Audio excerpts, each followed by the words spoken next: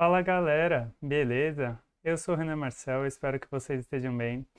E hoje eu estou trazendo para vocês um videozinho sobre dízimas periódicas e fração geratriz. E se você ficar comigo até o final, eu vou mostrar uma maneira de como você consegue determinar qualquer fração geratriz de dízima periódica. Mas se ainda você não é inscrito, eu vou pedir para você parar o que está fazendo, clicar no sininho e ativar as notificações para não perder nada que está saindo de novo nesse canal. E toda semana tá chegando pelo menos 3 vídeos novos para vocês. Então bora ver como funciona isso daqui? Seguinte, galera. Primeiro de tudo, o que é uma dízima periódica ou não periódica? Os números decimais, eles têm a sua parte inteira, a sua parte decimal, e muitas vezes, quando você vai fazer uma divisão, essa é uma divisão que ela acaba sendo infinita. Então, a gente diz que por ser infinita, essa parte infinita da parte decimal, ela vai chamar de dízima. E ela vai ser periódica quando se repetir esse número, ou essa sequência de números, e não periódica quando essa partezinha não se repetir. E considerando que é uma divisão, toda divisão ela pode ser representada em forma de fração. Então existem frações que vão gerar essas dízimas periódicas. A dízima periódica ela vai ser representada por esses 3 pontinhos, como eu estou colocando aqui em laranjinha para vocês. Mas ela também pode ser representada de outra maneira. Por exemplo, nesse caso, quem está repetindo era o 4. Então, o 4 ele se repete infinitamente. Por isso que tem esses 3 pontinhos que são as reticências. Mas eu poderia também representar isso daqui colocando uma barra em cima do período, ok? Poderia colocar essa barrinha em cima do período. Tanto é que se eu tivesse outro exemplo, como esse daqui que eu estou mostrando agora para vocês, vamos supor que eu tivesse 1,35, 35 e assim infinitamente. Poderia representar isso daqui como 1,35. Em cima do 35 inteiro eu colocaria essa barra, porque o meu 35 que está se repetindo. E se fosse, por exemplo, esse outro número aqui?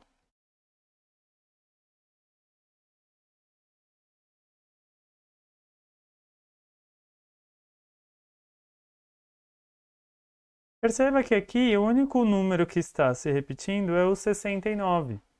Então eu colocaria a barra somente sobre o 69.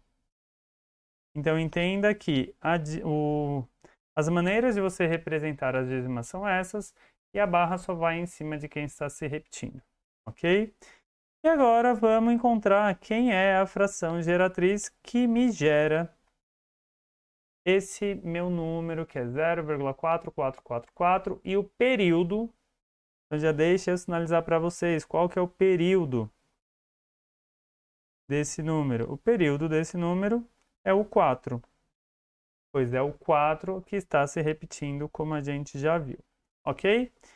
Então, existe uma fração que eu não sei quem é. Se eu não sei quem é, eu posso chamar de x. Então, existe uma fração que eu estou chamando de x, que vai me gerar esse número que é o 0,444.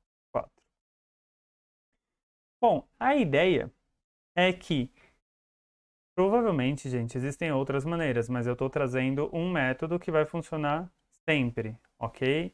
Inclusive, se você souber outros métodos, porque tem alguns que você consegue fazer, inclusive, de cabeça, vou até sinalizar em algum momento, mas deixa aí nos comentários para compartilhar com essa comunidade que está aprendendo um monte de coisa aqui no canal, tá? Mas, pensando no método que funciona, qual que é a ideia? Eu preciso de um outro número que é muito parecido com esse 0,444 e tenha o mesmo período. Então, esse é meu objetivo, encontrar um outro número parecido com esse de mesmo período. Para isso, o que eu posso fazer? Eu posso multiplicar isso daqui que eu tenho por múltiplos de 10. Então, se eu multiplicar isso daqui por 10, ó, estou multiplicando isso daqui por 10. Mas, uma vez que isso daqui é uma igualdade, o que eu preciso fazer? Multiplicar do outro lado também. Então, eu estou multiplicando os dois lados por 10. Tá? Então, é isso que eu fiz. Eu multipliquei os dois lados da igualdade por 10. Uma vez que eu multipliquei por 10, o que vai acontecer com essa vírgula? Ela vai se movimentar uma casinha para a direita. Então, eu terei isso daqui. 10x é igual a 4,4444 infinitamente. Tá? Beleza, eu vou deixar mais separadinho aqui para vocês visualizarem algumas coisas. E, uma vez que eu tenho esse número aqui, se eu subtrair o meu número inicial, seria x, que está sendo uma fração que eu quero descobrir, o que vai acontecer? Então, ó, vou subtrair para vocês verem. Então, estou tirando isso daqui o número x. E se eu fizer essa conta, vamos lá. Se eu tenho 10x e tiro x, isso aqui vai dar 9x. Beleza. Se eu fizer 4 menos 0, entenda que eu estou nessa partezinha aqui, ó. Essa partezinha aqui que é sinalizada por esse roxinho. O roxinho vai dar 4. A parte decimal continua sendo parte decimal. Perceba que logo após a vírgula, à direita da vírgula, onde são os décimos, eu tenho que é o mesmo período. Então, o meu objetivo é sempre buscar o mesmo período. Mas aqui na partezinha laranja, 4 menos 4 deu 0. E aqui na partezinha azul, eu tenho que 4 menos 4 também deu 0. No entanto, dentro dessa partezinha aqui, que seria a dízima, eu tenho vários 4 se repetindo, tanto na linha do 10x quanto na linha do x. E eu continuaria infinitamente, assim como foi no azul e no laranja, subtraindo 4 menos 4, isso tudo daria 0. Então, aqui vai ter uma dízima de zeros, né? Então, vai ter um período que é o zero, mas a gente acaba não falando disso. Mas o zero ele vai se repetir infinitamente. Tanto é que muitas vezes a gente acaba sinalizando dessa maneira, a gente corta tudo isso daqui. Por quê? 4,000 é a mesma coisa que 4, apenas. Consequentemente, o que vai acontecer? Isolando o meu x, eu chego nessa fração, que é 4 nonos.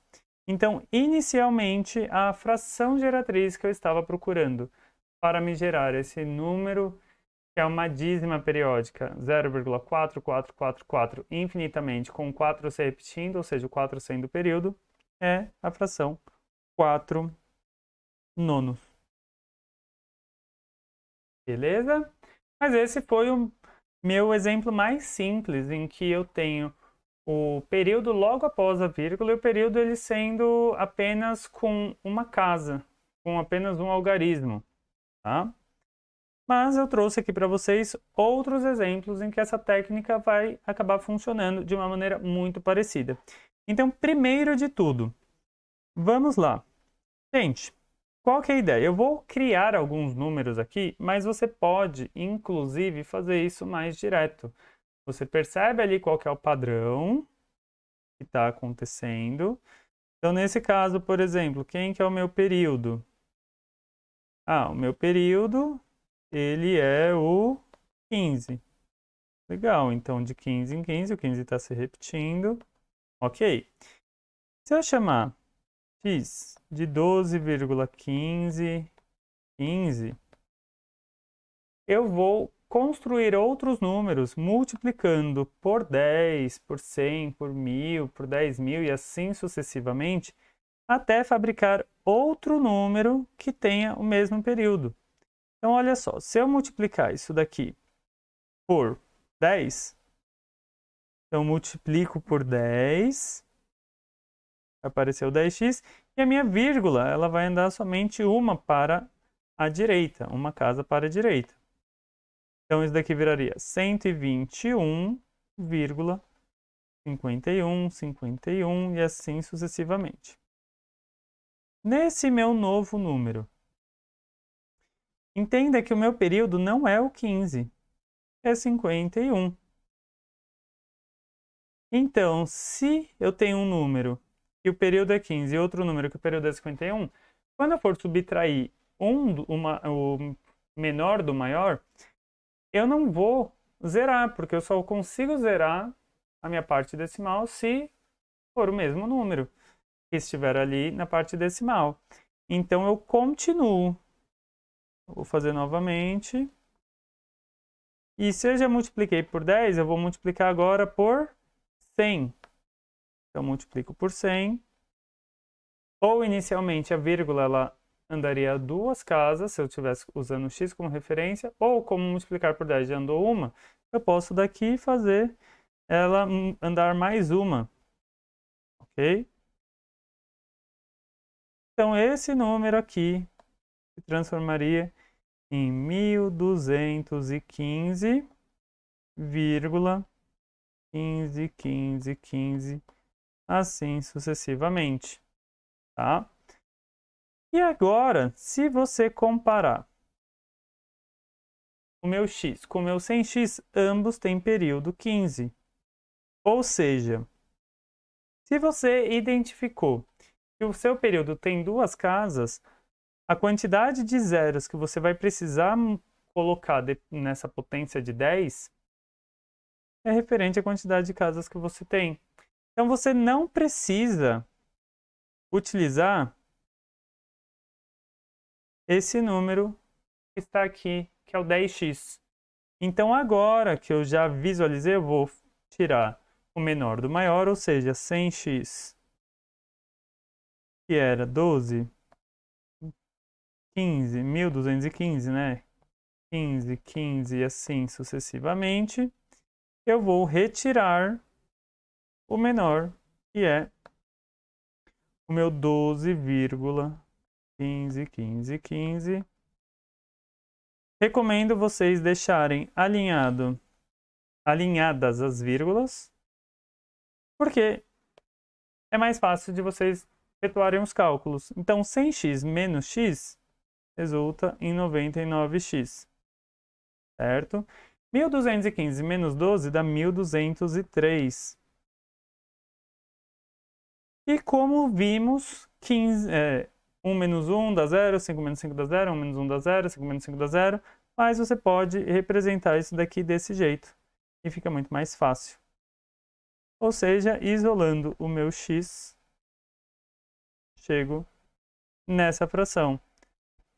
Essa é uma fração geratriz. No entanto, sempre que for fração, é importante que vocês deem o resultado na sua forma irredutível, ou seja, é possível simplificar numerador e denominador por 3, chegando então em 401 sobre 33. Quer saber se você acertou? Divide 401 por 33 ou 1203 por 99 e verifica se vai chegar nesse resultado, que é o 12,151515. Então aqui, ó, 401 sobre 33. Eu já fiz esse cálculo, então eu posso garantir para vocês que está certinho, tá bom?